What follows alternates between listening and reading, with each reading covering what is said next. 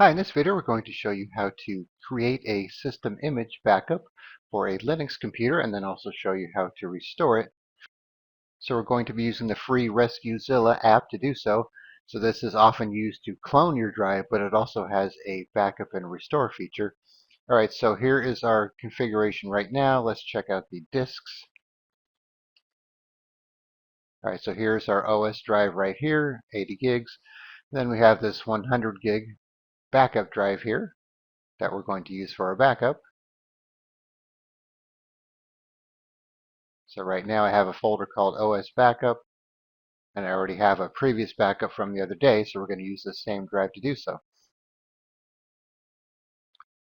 Alright, so what you'll need to do is go to the RescueZilla website and create a bootable flash drive or CD if you still have those, and then you'll have to boot your computer to it in order to start the process.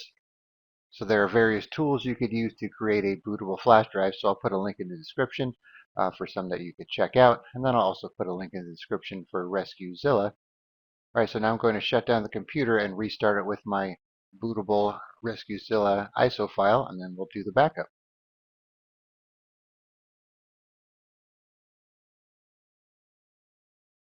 Alright, so now you can see we have this little timer going down here, so if you don't move your key here, or your arrow key, then it's going to load the default, which is usually fine because it should detect your language.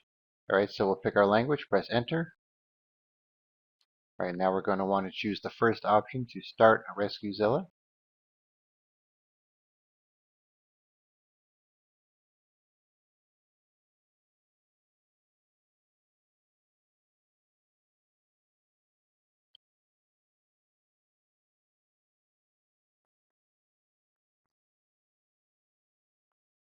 Alright, so here's our main screen. Here's the clone option. So we just did a video on how to use RescueZilla to clone your Linux drive if you want to check that out. Alright, so we're going to use the backup option here. So it's looking for the drives. Okay, so we're going to back up our 80 gig drive, which has our Linux OS installed on it.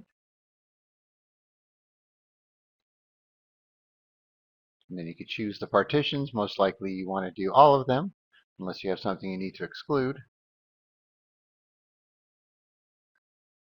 Alright, so now we're going to choose our destination location. You could even do it over the network. So here is our 100 gig drive that we're going to back up to.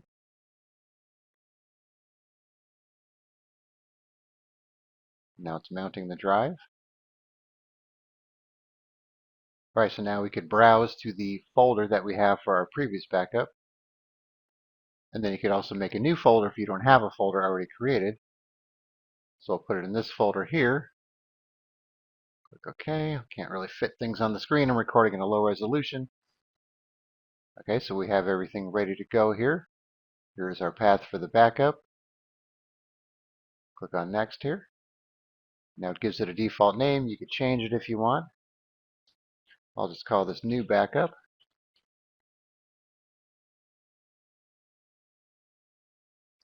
Then you could change the compression format if you want. So if you want to have a faster backup or smaller file, you could adjust it accordingly. We'll just leave the defaults. Click on Next. All right, so here is our summary here. Here's our compression format. Here's where it's going. All right, so we'll click on Next. All right, so now it's doing the backup, and you have some options for when it's done. Shut down, reboot. We'll leave it at do nothing. All right, so this will take a few minutes, so we'll pause the video and be back when it's done. All right, so the backup is complete. Only took 3 minutes, so this is just a test computer, so there's not a lot on it. Plus, the drive is kind of small. All right, so we'll just click on Next, which will take you back to the main screen. And then you could come back here and do a restart. So let's reboot the computer and see what the backup looks like. And then we'll try restoring it after that. All right, so we're logged back in. So let's take a look at our backup here. So here's our first backup, and here's our new backup, like so. All right, so now let's make a couple changes. So let's start by changing the background here. And then we'll create a new file too. All right, so now we're going to restore the backup we just made, and then after that, we should come back to the gray desktop, and this file should be gone if the restore worked. So to do so, we're going to have to boot up to the RescueZilla ISO file again, and then perform the restore. So let's do that right now.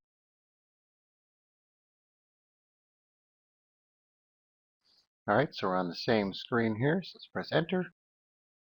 Start RescueZilla again.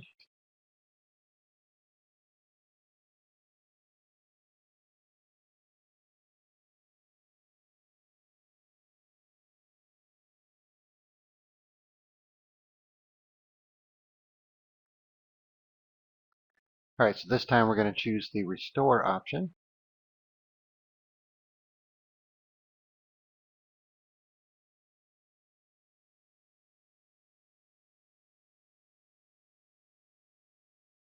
All right, so now we need to tell it where our backup is located, which is on our 100 gig drive right here.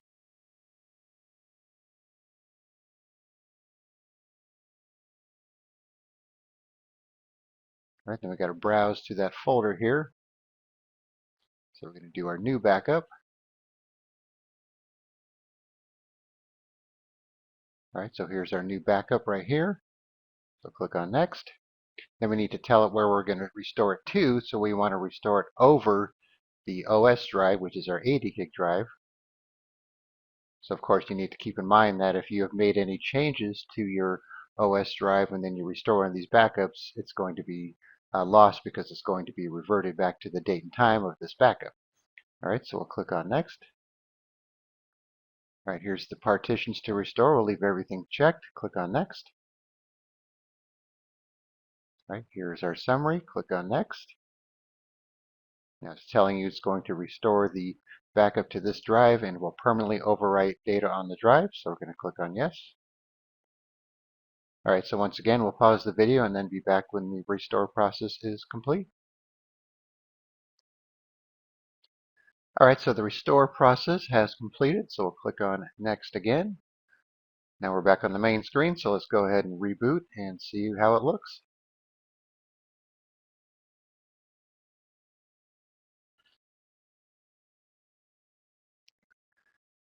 All right, so as you can see, we're booted back up into our Linux desktop, and our original wallpaper is back, and that file is gone, which tells us that the restore worked properly. And if we go back to our files here, you can still see we have both of our backups. So if we need to go back to this first one, we could restore to that one as well. All right, so like I said before, just keep in mind that any system restore you do will only be as good as the date and time as you made it. And when you restore it, it's going to erase everything you've done since that backup was made. All right, so once again, I'll put a link in the description where you can download RescueZilla, and then you can start your own backups. All right, thanks for watching, and be sure to subscribe.